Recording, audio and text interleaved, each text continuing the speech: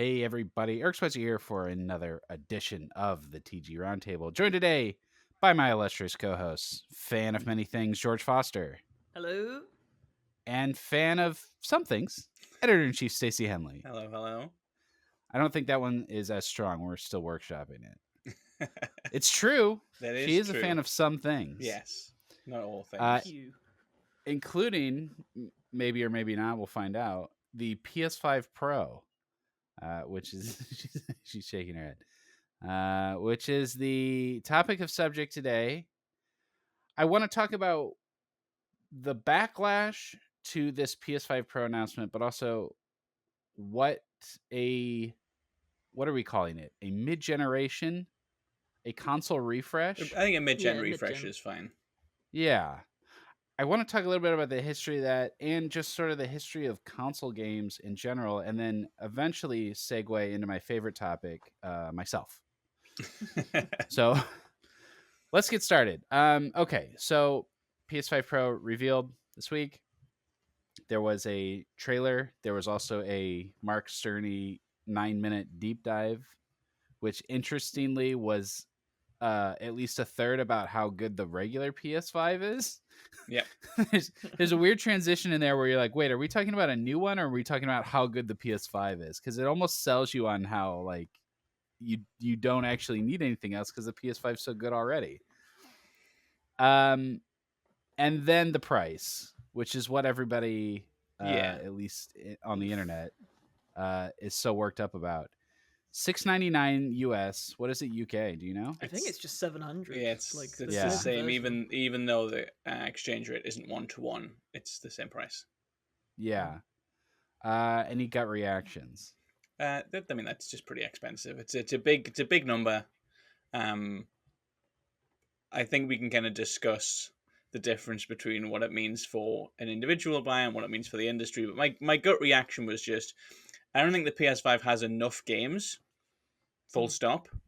Right. And I don't think that's a very sensible price in the current market. But if it sells out, then then it's too cheap. If this sells out day one, then business-wise, it's too cheap. Then we know what the PS6 is going to cost. Yeah. Right. But my gut reaction was that's too expensive for what it is. Yeah. Even myself, fan of many things, not a fan of this price. I probably will not be getting one, which is weird for me because I'm sure it's the same for you two. This is kind of aimed at us. Like, this is the sort of thing that we should be just like, yeah, we'll definitely get that. A little bit. I didn't have a PS4 work. Pro, and I only have an OLED because there are certain games that you need an OLED for if you want to like review them. It is definitely aimed at people who play games more regularly, as we all do. But we've discussed it before on various other roundtables. They're kind of pushing the technology to its furthest boundaries. It's just not a thing that I'm that into. So I was never going to get one, really. The price wasn't really a factor for me. But I do know what you mean. Yeah. I feel like there's a lot of components to this, but I'm drawn to what George was saying. Like, I want to talk about who is this for?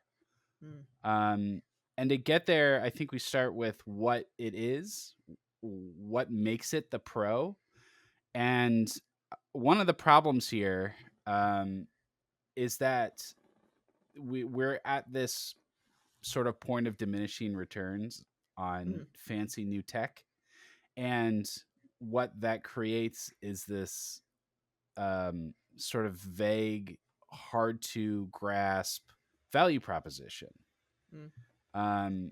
I have a list of features of what the PS5 Pro is doing, and I watched Mark Cerny try to explain why you want the PS5 Pro, and there's just not a succinct thing to latch on to. No, it's not for casual players, but you couldn't go to a casual player and tell them why this is worthwhile. I know that's not the core audience, but there's nothing you can put in digestible terms about this. Yes, but and even to a not hard, I'm not going to say a pro player, but even to someone like us that's jacked in, this is not. It is not easy. There is no catchphrase here. There is no like get get the 4K console for your 4K TV, Yes. right? Like Right. we don't have an easy in. So the best packaging for this PS5 Pro is, hey, do you hate graphics modes on your console? Do you hate having to pick between fidelity mode and performance mode? Well, on the PS5 Pro, you do still have to pick between fidelity mode and performance mode, but they're a little closer together now. The fidelity mode has more performance, the performance mode has more fidelity. Boom. 700 quid. PS5 Pro, right. Now, what we want is no graphics modes, right? Like that. If the PS5 6 can say we're doing 4K at 60 full stop, Sure. end of sentence, that's a pretty good hook, because I actually do hate graphics modes on consoles. Same. And it does I don't push me, and I know. But But you're right. No, you're right. You're right. Stacey, it's the idea of paying so much for this stuff and not getting a full experience. It's like just the framing of, you can't have everything. You can have graphics or you can have performance, but you can't have both. I don't want to get too off topic, but I feel that's always been the selling point of a console. The deal with a console is you get a game, you put the game in, you physically put the game in, and it plays. That's the deal with consoles that you don't get with PCs. PCs, you got to fiddle with stuff. Now you've got to download the game. 100%. There's a day one patch. There's also, you've got to pay for a bunch of stuff in the game itself, and you've got to fiddle with all these settings in the game. Like they've pushed consoles away from their ease, and I think if the PS5 Pro, or more likely the PS6, can replace some of that by saying we can do it all again. Like, the disk drives aren't coming back. You're still gonna have to install games. It's that's a battle that's lost. Physical media has lost that war. But if you can get a console that says once it's downloaded you can play it, you don't need to do anything else with it, that's a massive selling point for a console, because that to me is what consoles have always embodied in a way that PC gaming doesn't. PC gaming gives you the customization if you can play it exactly the way you want it.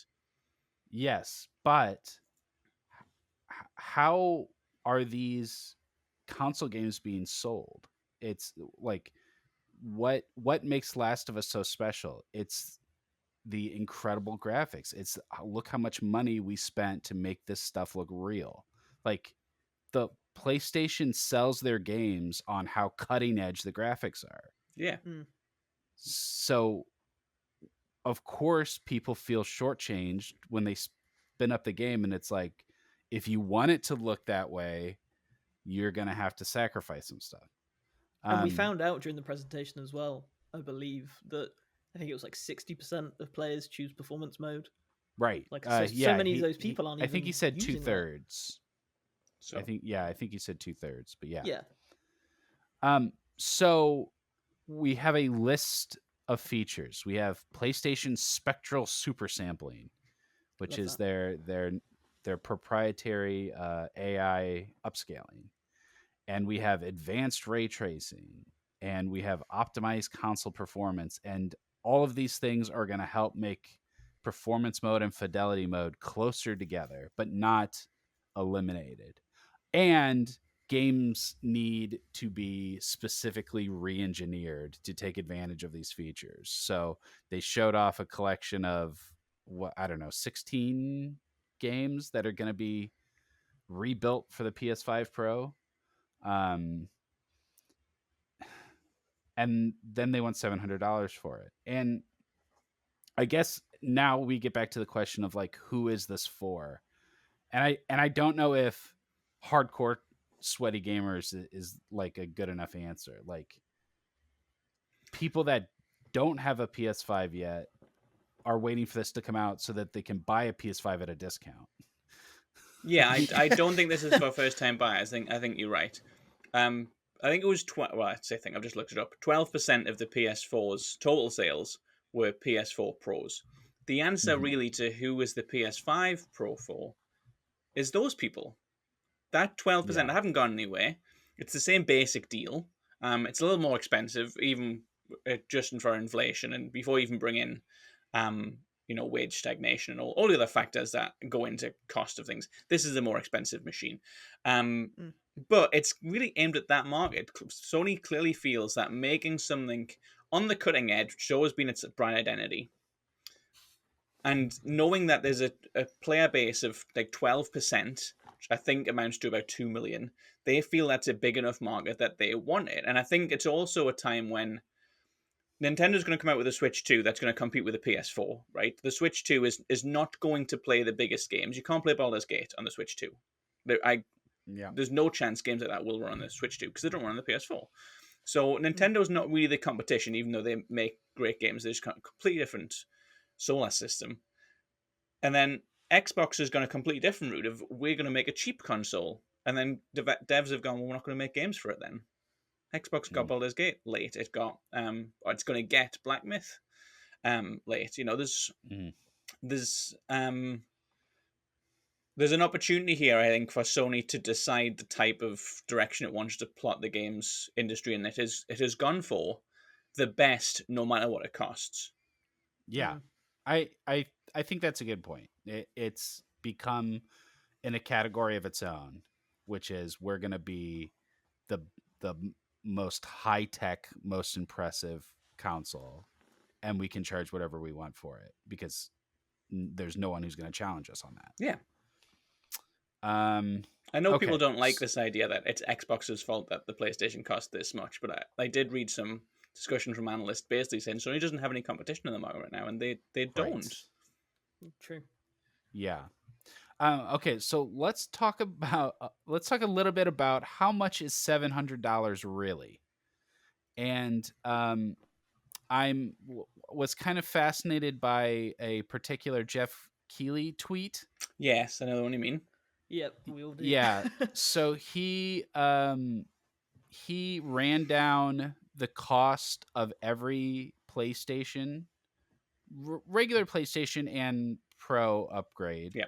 Not like the PSX and any of the mainline consoles, basically. Yeah. And then adjusted the price for inflation. And came to basically that if you look back at the PS3, which was a notoriously that was the expensive one, expensive console. It was actually $778 once you adjust for inflation. And all of the PlayStations were a lot more expensive than you remember because the value of our money has gone down. So like even the PS1 was $611 when it came out in 1995. How much was rent in 1995? How much? I mean, I assume these consoles were bought for us by our parents. Yes. I was 3 years old when that happened. But like, how much did our parents make per year? How much did they spend on their rent or their mortgage? How much did they spend on their car insurance? How much did they spend on their car? How much did they spend on going on holiday? I just don't like the adjusted for inflation thing because I think it supposes that we have always, from the mid-90s to now, had the same amount of disposable income in our pockets, and we haven't. There have been 2 global financial crises and a pandemic in that time. The value of money is completely different. And we said there at the start of the show, it's 700 in both our currencies. Now, when I was growing up, the difference between the dollar and the pound, it was almost 2 to 1. And now it's much closer to 1 to 1. So there's so many changes into how much things actually cost now that I don't think it's very helpful to go, actually in 1997, if you wanted to buy this, it would have been, because it wouldn't have been, because I would have been paid more money at work, or more money relative to the situation, because I'd have been paying less in rent or mortgage. My car insurance would be cheaper. Everything would be cheaper, and my cost of living, my quality of living would be higher, and my cost of living would be lower. Yes. Yep. I mean, like in the UK right now, like Stacey alluded to, like still the cost of living crisis, like that's still going on right now, and there's like no signs of that slowing down. So it's just there's so much more to consider than just changing the price. Would it be now? Like there's so many more factors. It's pointless. It's a pointless argument. It is, yeah. It's as though he's trying to add context to a conversation, but it's coming across as running interference. He's just not he's not the guy to do that, because he will he will never add any negative context. He's not the guy who's going to bring a kind of balance to it. There are some journalists out there who have done comparisons like this. Some very top of the games journalists who will do those sorts of breakdowns, and I trust them more because I know that they have done similar sort of breakdowns that maybe Sony or Microsoft, whoever, wouldn't have wanted them to do. Yep. There's no way that Keighley would, on the day that the PS5 Pro was announced, tweet or allude to anything that was not direct marketing for them, because that's the game he's in, and that everyone knows that. I don't think there's any real issue with that. That's who he is. He's a bit of a happy clapper, but I don't think he's really a credible commentator on these sorts of things, because he's always going to not even look for the silver lining. He's just always going to spin it, basically. Yeah. Yeah, I had the same reaction you did. Like, when I looked at this adjusted for inflation, I didn't go, oh, wow, consoles have always been expensive and sort of kind of cost the same. I went, oh, wow, nobody is paid as much as they should be. Right? Yeah. Like, Yep. oh, like our standard of living has not increased with the cost of things. That was my first reaction to it. And that's a reality that this PS5 Pro is going to have to face. And I do wonder if this pushes it too far. Because that's $699. I mean, it's not just that it's the most, on the sticker, the most expensive console there's ever been, right? But on top of that, it's not a complete package.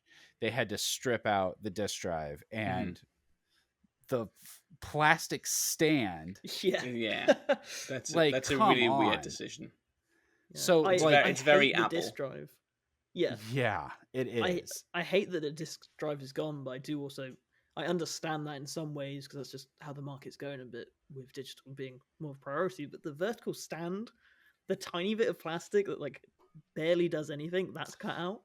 It's just a slap in the face. It's, to me, like, it's like, the question is, optically, what's worse? A $700 console that you have optional add-ons, or an $800 console that comes with everything? And I think if those were the two choices that they were weighing, they picked the right one. Yeah. Right? Like, announcing this as an $800 thing is like, it moves into another stratosphere, and it also they know their business. It also completely guts the spin of, if you just for inflation. If this was $800, it would be the most expensive, no matter what inflation you put on it. Right. Yes, Keighley wouldn't be able to run interference. No, nobody could. And it's not just, but it's not just Keighley. There's so many people, both journalists and just Joe Public, with this whole, oh well, if you don't want it, you don't need to buy it. And I feel that's a very kind of, I don't know, misguided, maybe even selfish attitude, because there are some people out there, $700 they can't spend on a console. That's a stupidly frivolous thing that they could not spend $700 at any point on a video games console. And there's other people who wouldn't think about it.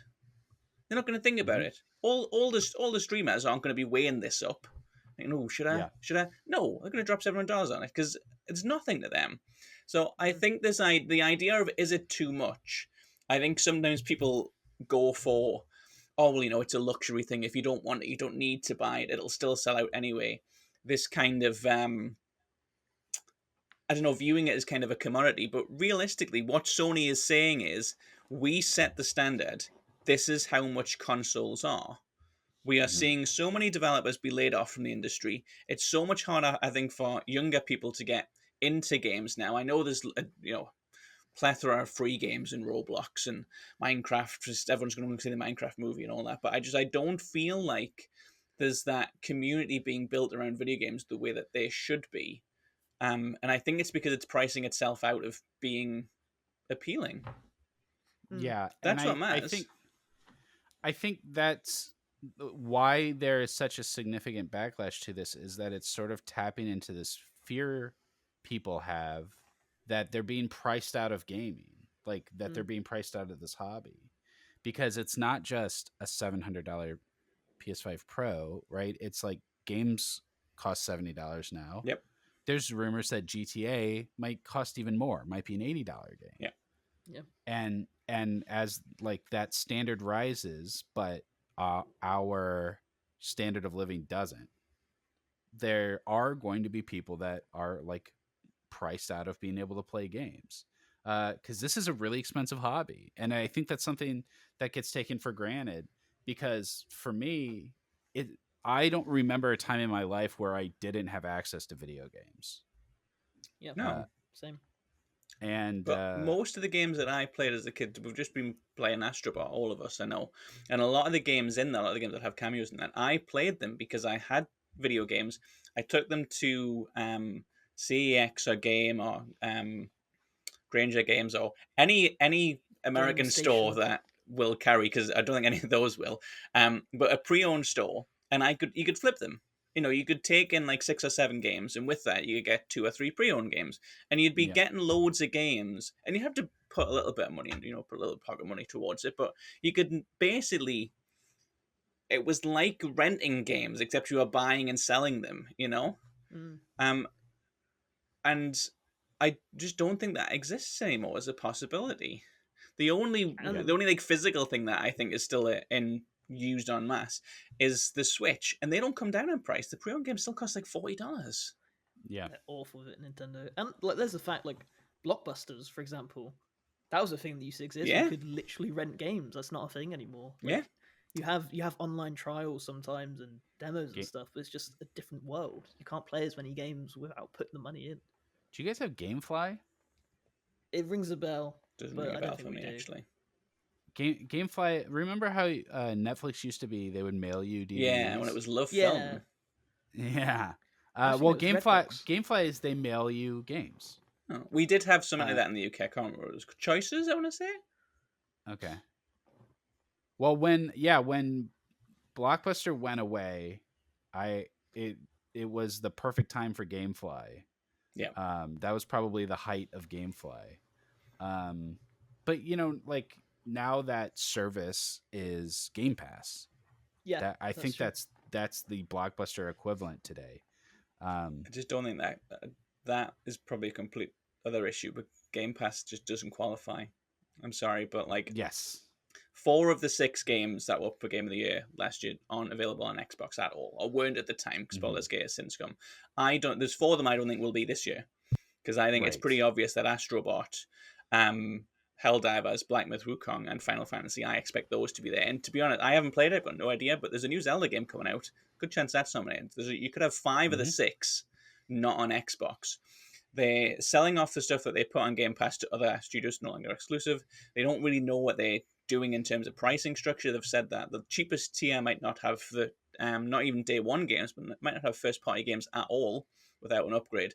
And the one good game to come out of the subscription Game Pass tier experiment, Hi-Fi Rush, the studio was killed. Yeah. I just don't. Xbox at the start of this generation said, we are going to make it. They were for the players. That was PlayStation's motto, and they stole it. They were going to be for the players. Lower price console, easy, very low barrier to entry with a subscription service. And they didn't fill it with enough games. They didn't really get the strategy right. And now they're not committing to it. PlayStation, I think, is getting it wrong going this expensive. I think sooner or later, they can't make like thousands of VR sets, not sell them, billion or millions at least, invest into Concord, kill it in a week.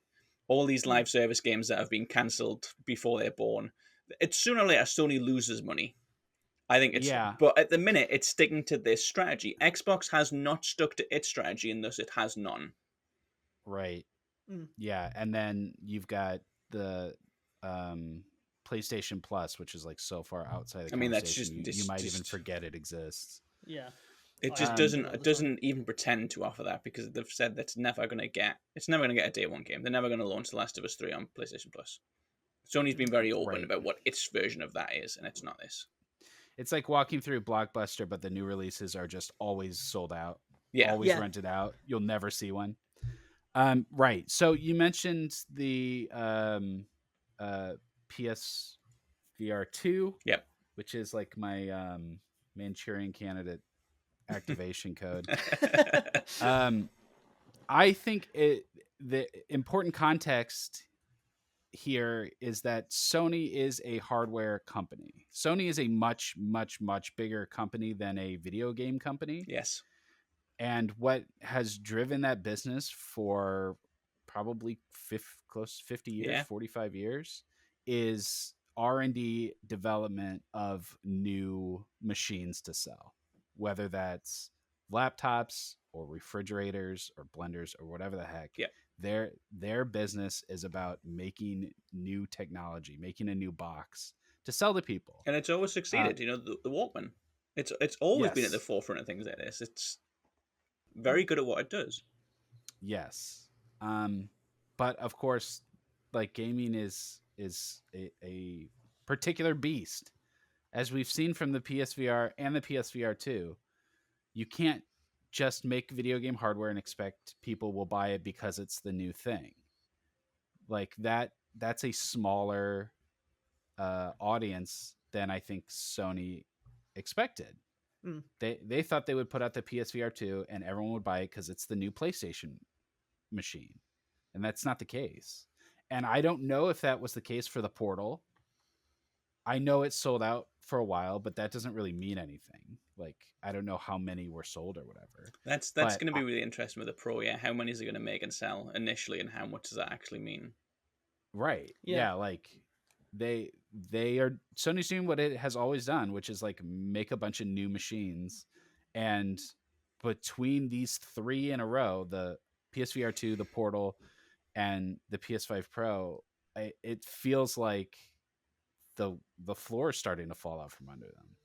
I agree to a point, definitely with the fact that the PSVR 2 is expensive and the PS5 Pro is expensive, but I feel like the PSVR 2, one of the issues there is that, it being VR, it's such a hard thing to target because a lot of people, like you ask, I'd say probably half the people you ask, do you like VR? A lot of them like, oh, I get sick, it gives me headaches, so I'm, nervous about it.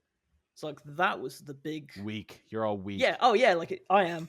I can't do it, but that was the big hurdle there, and it's one that it couldn't pass with like a high price. I mean, it probably expected to, but it can't. Whereas the PS5 Pro. Well, go on. Yeah. Sorry. That no one will ever know. Maybe the PSVR 2 is the nausea defeater. Maybe it's so high tech and sophisticated that all of the things people hate about VR are solved. But at $600, who would ever know? Except Stacey. Yeah. I like it. I don't like it as much as the Quest is my answer to that, basically. Yeah. I think the reason why I think the PSVR 2 and the Pro are so linked is they're both going after a hardcore market, different hardcore market, but they're both targeting that, which is not really PlayStation's modus operandi usually. They're a mass appeal type of company. They're both hideously expensive. They both are toying with this idea that it's the best version of something ever without really being able to back it up. And they both have no games. That's the big kicker. They're in that showcase. And I know games take a long time to develop. I don't want to put unfair pressure on developers because I know how tough video game development is right now. But I think it's Sony's fault in a way that they've allowed things to balloon to these massive 8-year development cycles and billions of dollars in cost. The best way to launch the PS5 Pro was to have rocked up and gone, and we have Ghost of Tsushima 2. Yep. They didn't have anything like that. They didn't have a single game that they could say, and here it is. And I guarantee when Nintendo does their stuff for the Switch 2, it won't be a bunch of triangles. Yeah. Well, that's rumored to be happening this month. That's just based off things that I've heard other journalists say. It's not something I'm privy to, but rumored to be happening this month, the reveal for the Switch 2. When it happens, and it will happen at some point very soon, we will get news of a new Mario. We'll get more stuff on the new Pokemon. There'll probably be a new Mario Kart. I wouldn't be surprised if there was new Kirby, a new Animal Crossing, maybe a new Fire Emblem, possibly a Zelda. Maybe it's not because it's just been one. There will be games. It'll be fancy and it'll look cool and it'll look better than ever. And they'll have some ports of things that be like, wow, we can run this game. That's really cool. But they will show up and they will say, here is something for you. right? PlayStation And see, couldn't that do it. works. Yeah. That works because I'm excited right now. You said that, and I'm like, oh my god, that's coming Stacey soon. made up a bunch of Nintendo games, and you're like, tell me more. What else Switch you got? 2, where? Yeah, it's that easy. It's that And easy. Kingdom Hearts 4 is going to be there. Yeah.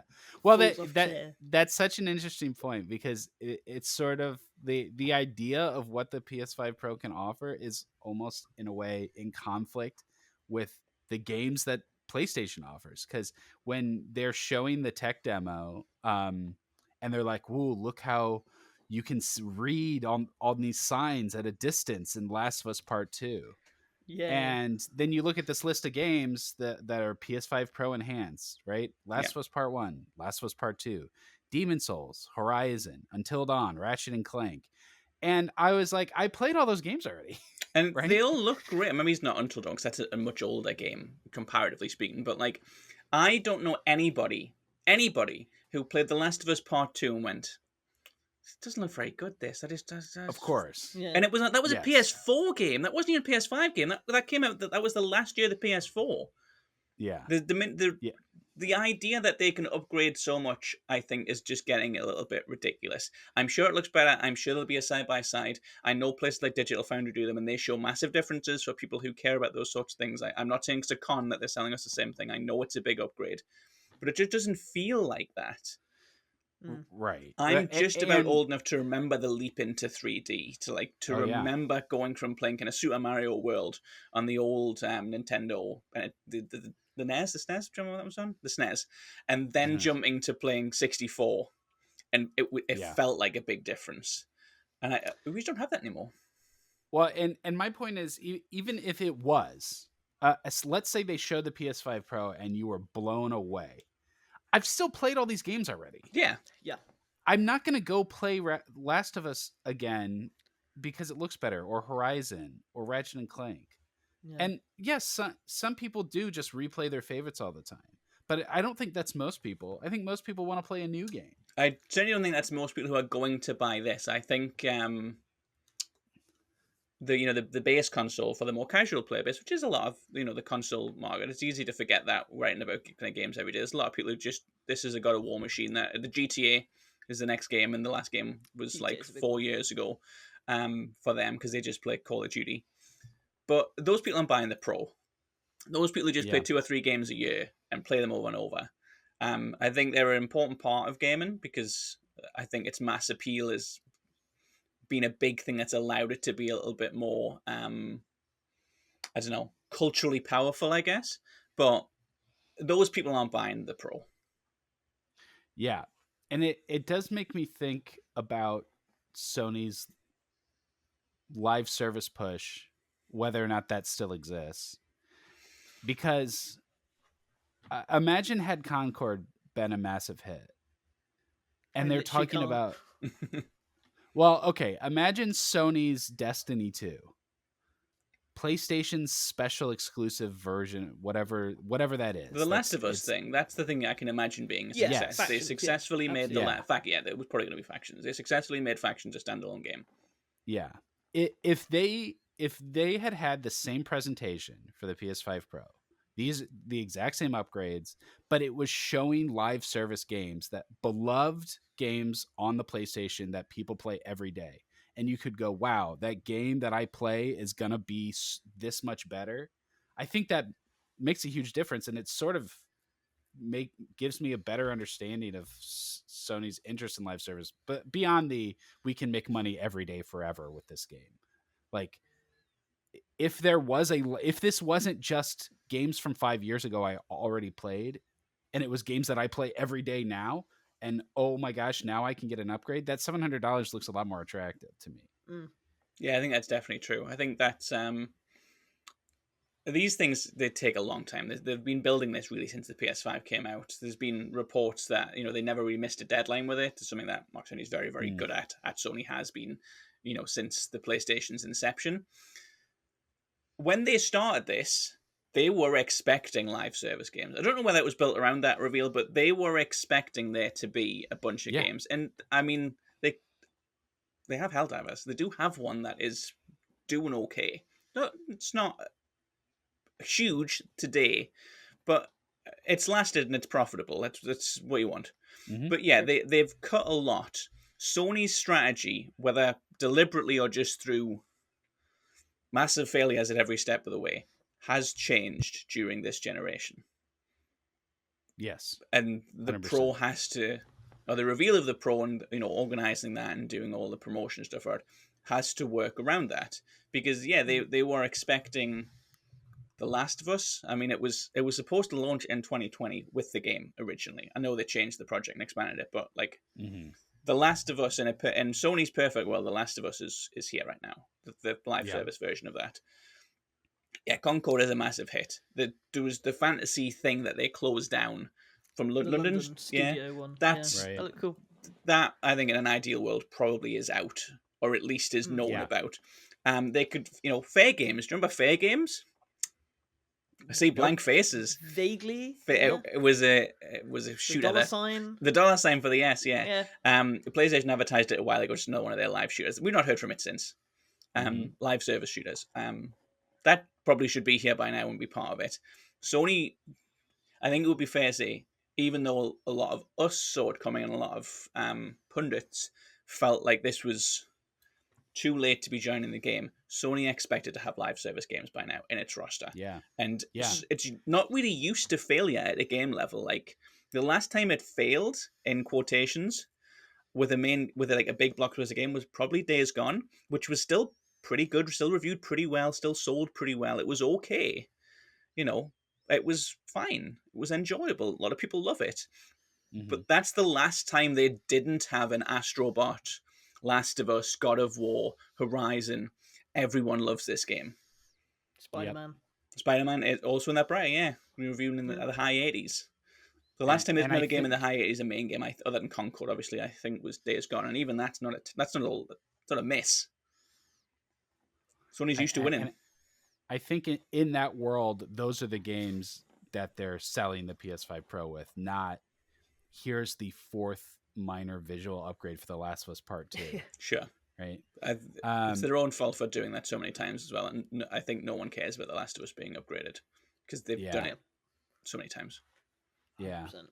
And then just because you mentioned Astrobot, it is sort of interesting that the timing is interesting, Let's right? say, yeah, Like, Concord dying, Astrobot, biggest game they've ever had, I think, on Metacritic, and then the Pro.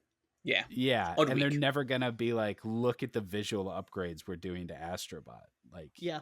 you know, I think Astrobot, especially, you play that game. Not only do you not really think about the technical side of it, but it uses everything it has so well that I don't come out of that being like, God, I wonder what this is like on PS6. Like, it's just yeah. Can you great. imagine what this will look like next generation? Yeah, It's a very good Awful game, but timing. I think similar to Tsushima and The Last of Us Part 2, which both came out in the last year, the PlayStation 4 cycle, it feels like it gets all the juice out of it. Mhm. And I think Yeah. Tears of the Kingdom had the same kind of effect for the Switch, and I'm not as huge a fan of the actual game and narrative, but the technical stuff going on in Tears of the Kingdom, that is wringing every last ounce out of the Switch. And Astrobot, even though it's not, it doesn't have like the photorealism that we couldn't expect from PlayStation. The amount of stuff that's going on there, I think under the hood, I think it's pushing it pretty hard. And I think it's odd that in a week where we celebrate that and think that's kind of the best game that PlayStation's made in a long, long time, they go, actually, this is terrible. Here is a better version. Yeah. Don't play that shit. Okay. Just for fun, I was looking back in time at the price of gaming, inspired by Keeley's "What if we ingested inflation" on all this stuff.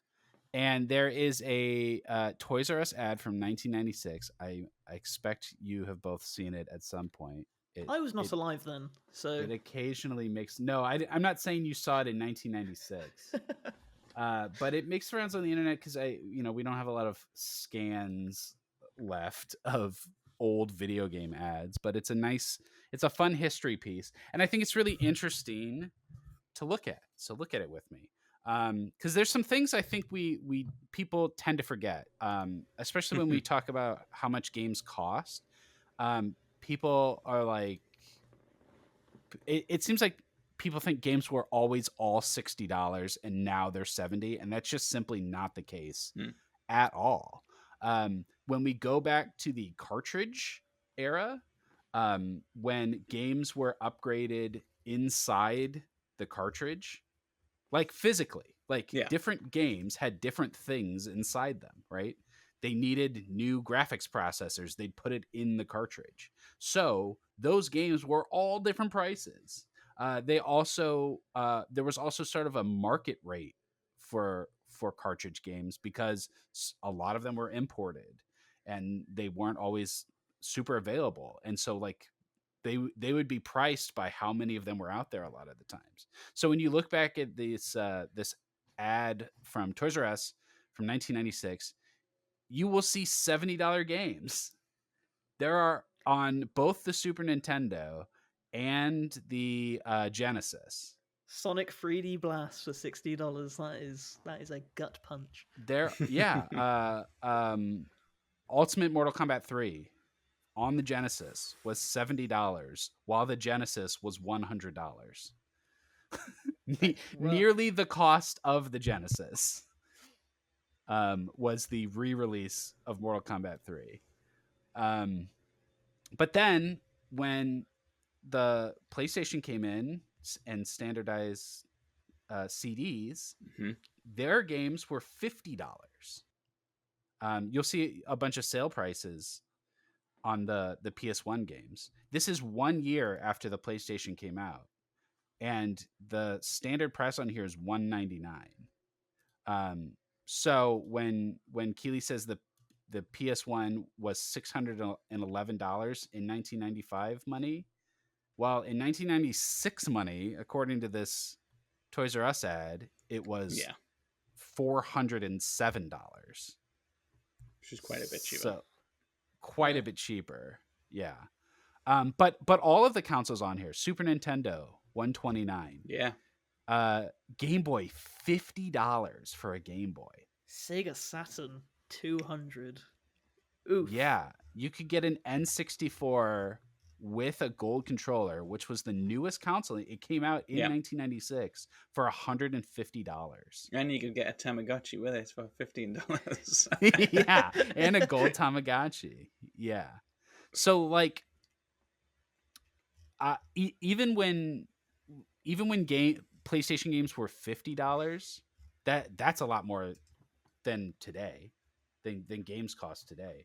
A $50 game in 1996 is $100 today, and those were the cheap ones, right? I mean, I guess you look at Game Boy games went between $20 and $30. And that's probably cheap. Yeah. Like a $30 Game Boy game back then is $61 today.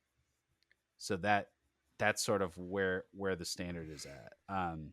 But yeah, like PlayStation, a lot of why the PS1 was so successful is because it undercut all of the cartridge. It undercut the Super Nintendo and the Genesis, right? But those games are way more expensive than games are today. Interesting stuff to think about. I think for me, we can finally get to my favorite part of the show, talking about me. So I have always had video games.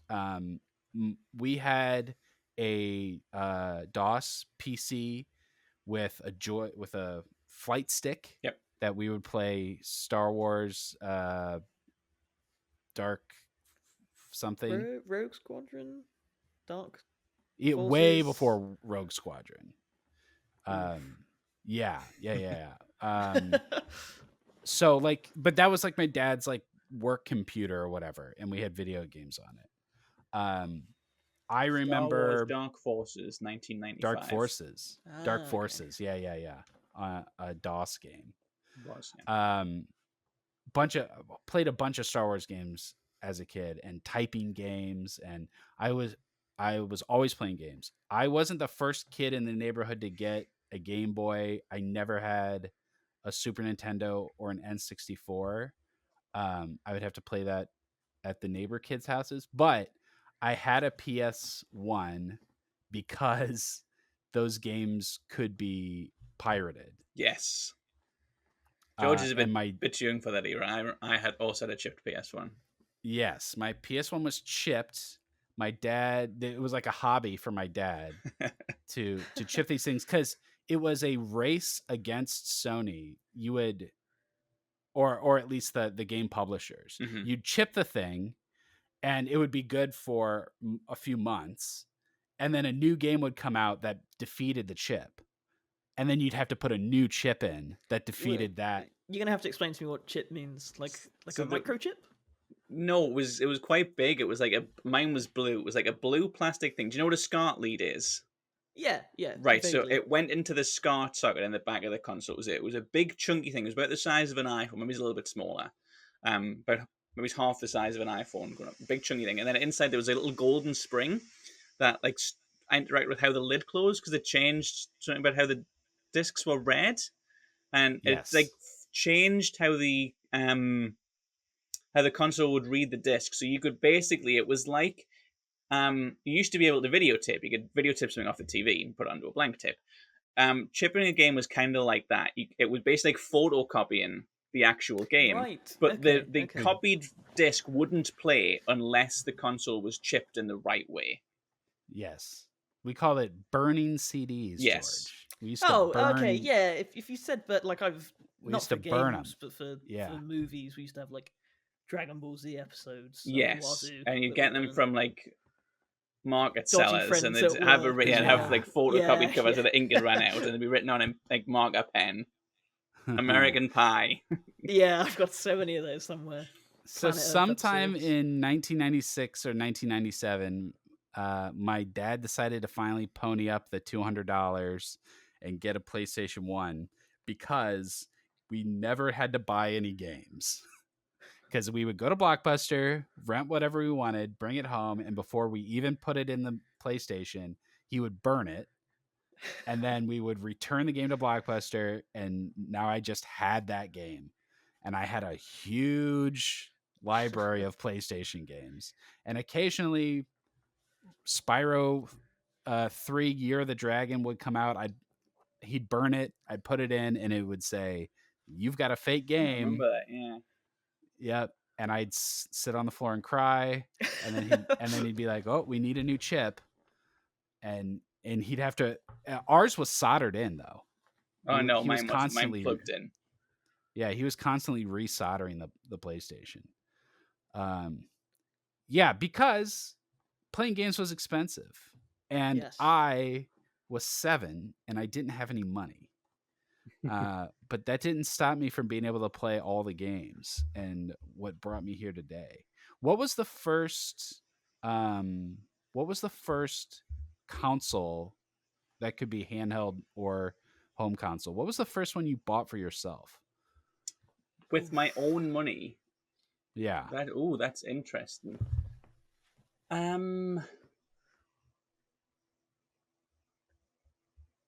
I actually don't think it was until the Switch, you know. I think it switched for me Oh, as well. really? Yeah, Yeah. but I'm much older than George. I come across as a really spoiled kid, so I'm just going to Yeah. explain why. Yeah, you're gonna have to explain that one. So all the consoles that I've owned in order. I had a SNES, which was my uncle's. It just was in my grandma's house. It was there, so that was the first one I owned.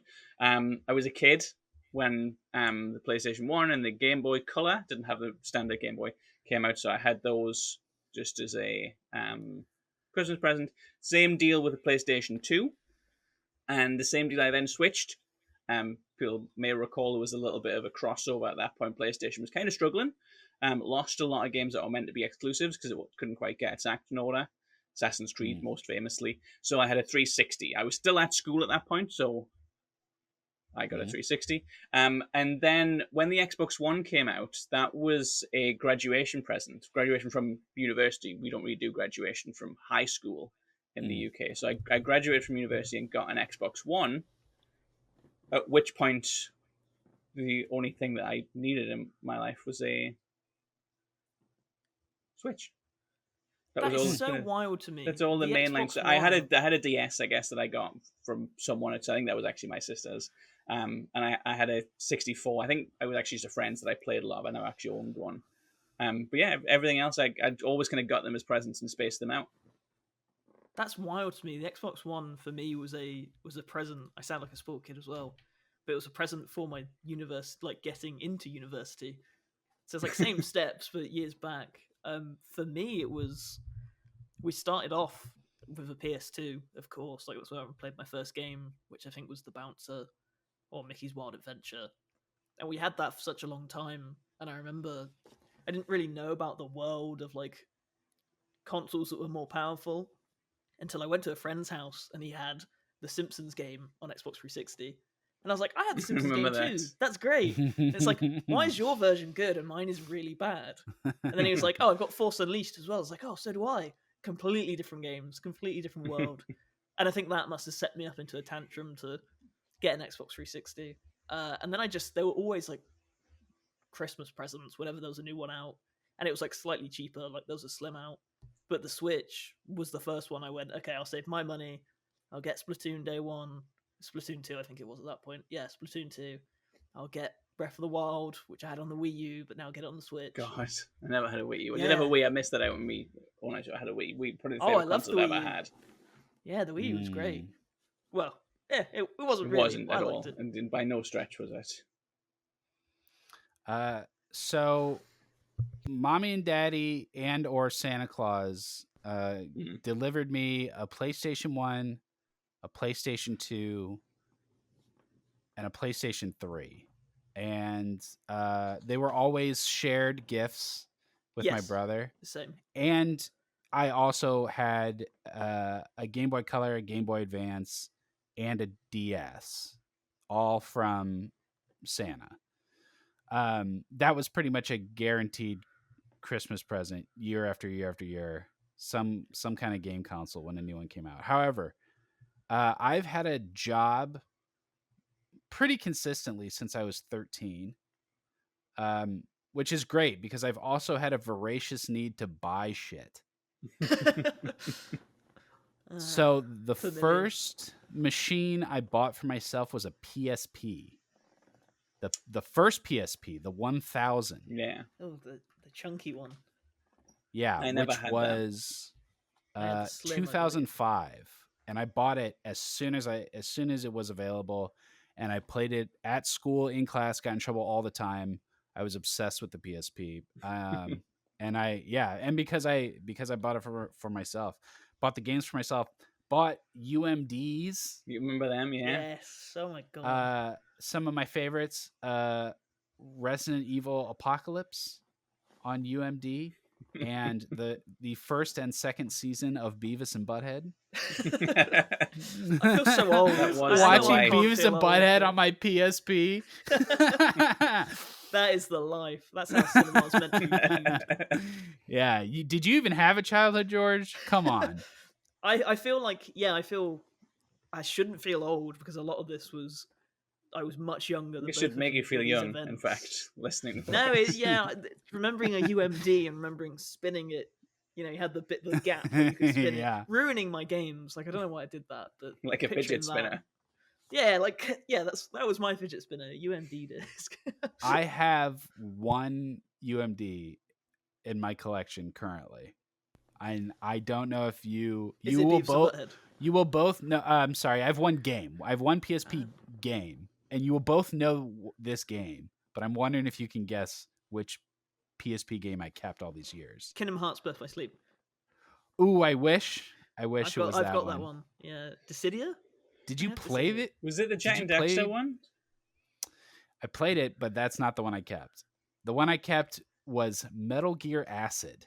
Wow. You know That's that a game? strange choice. Yeah, that's That like is a card kind of one, a right? card-based, turn-based tactics game, and that's still the games I play today. It's still the weird goofball cards and tactics. That's me, even to this day. The Balatro of its day. Stacey, you had a story about a chipped Oh, that's just the PlayStation. Yeah. When you said it, I was like a chipped, like it was broken. No. That's what Okay. I thought you both meant when you were saying you chip it, like as if you'd chip it, go back, say this is broken, I want the full game for free. No. It's like, wow, the world was wild back in the day. No. Yeah, The Wild yeah, West. yeah, I yeah. remember doing We the toothpaste though. Yes. Yes. Oh, I used to Yeah. put I don't know if you have this in America, Eric, but they have the hand sanitizer. It has like a fish on the front of it. It's like an aquarium looking Nope. hand soap. And I used to On the believe- back, so it looked like through the yeah. sanitizer, it was an aquarium. Yeah. Yeah, sure. so I used to believe because that made your hands clean, that would make a disc clean. So I Oh, remember God. on Xbox 360, I had a Toy Story 3 disc, and I was like, I'm desperate to play this game. And I'd try it, wipe it, it would obviously make it so much worse. I'd cry a bunch, try it again. So I was just You all kept these trying, so it pixels ruined flying, it. yeah. But eventually, because the trick with the Xbox 360 was you could install games onto it, and that would make them load faster. So I eventually got it clean enough, I guess, so I could install it, and I played Toy Story 3, and it was all worth it. But I'm sure it was. God, what a Toy different Story world! 3. You don't get stuff like that now. I know. Now you just get No. $700 machines that look exactly like the $600 one you bought a few years ago. Depressing. Okay. Have we covered our bases? I think so. Yeah, Not our that was vertical fun. bases. That doesn't come with it. Not our. No, you don't need a vertical base. It just stands up. George, you ruined the joke. George, you ruined the joke again. Okay. What's the takeaway here? I still think that people will buy it, but I think it's a dangerous precedent that pushes console prices higher. It sends Sony on this path of making things as good as possible no matter what they cost. And I think for the PS6 and for gaming's future, that's probably bad news, and that's a bit of an overread of what is a mid-gen refresh that only hardcore players will play. But I don't like that money is becoming no longer a consideration in making games as good as they can be. I feel like cost should always be factored in for both the devs and the players, and I don't think it is anymore. I think Stacey's worded it perfect, but I'd like to say that before we get to November or December and it ends up like bought one, that it's a possibility. The FOMO of it, and I feel like this is, maybe the Nintendo Switch effect, or maybe it's just the original PS5 effect, or any console or piece of hardware that gets released now. There's the fear that you can't get it, even if I don't want it that much. I still have that fear of, I better pre-order just in case. So that's my takeaway, that I'm a big idiot who doesn't It's a very, see the point in it. very foolish takeaway. Yes. Don't do that is what you should be hearing from me. Do not do that because it's bad and you shouldn't do it. But I'm a big enough man to admit it will probably happen. I think that Stacey's right. This will sell just as well as every other PlayStation has sold, and all of us whining about the price and the precedent will fall on deaf ears. Nobody will care, whilst Sony will not care while they count their money. Unless we're wrong, and then that's like kind of a cataclysmic thing for games. I think if the PS5 Pro flops, we're in a whole new era. And if it doesn't flop, it's business as usual. I agree. And also, other takeaway is that when your mom bought you NBA Hang Time on the Super Nintendo, that was $142. So just think about that. Okay, thanks, gamers. And thank you at home. We'll be back next week with another episode of TG Roundtable. Don't forget to like, subscribe, hit the bell, and visit us at thegamer.com. That's The Gamer, no spaces.